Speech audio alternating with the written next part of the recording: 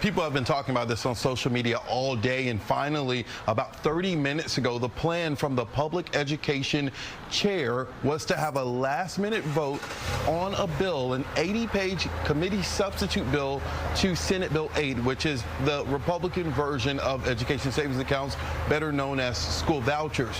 When that request for a meeting happened, the full House blocked it, voting no.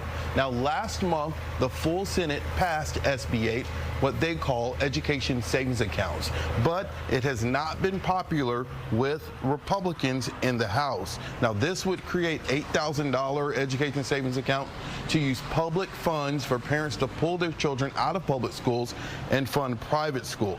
As I mentioned, it's a plan that hasn't set well with members of the House, including Republicans, and when it was voted on in the budget proposal, members of the House voted it down, saying that they do not want to use public money for private education.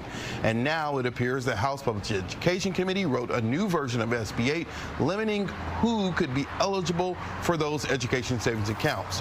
When the request to have a meeting came up on the full floor, multiple Republicans took aim at the lack of a public hearing for a brand new bill. We have a motion now to force this body to accept. This is the 80 pages. This is the 80 pages, and I plainly ask you, is it the chairman's intention to force these 80 pages, which are unvetted, they are unheard in committee?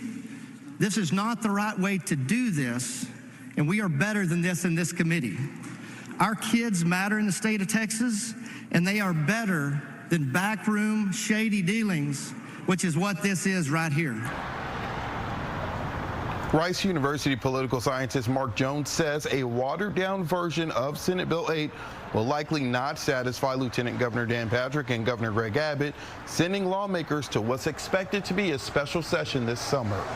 If the House can come close, then they're likely to accept that. But if the House puts in poison pills, which for them would be things like private schools having to take anyone who applies, not being able to exclude students, say, with disabilities or with learning problems or discipline problems, then I think you'll see the Lieutenant Governor and Governor balk and say, we'll just deal with this in June or July.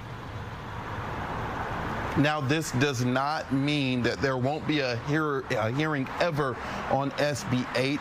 But lawmakers voted it down tonight. We could have a hearing tomorrow.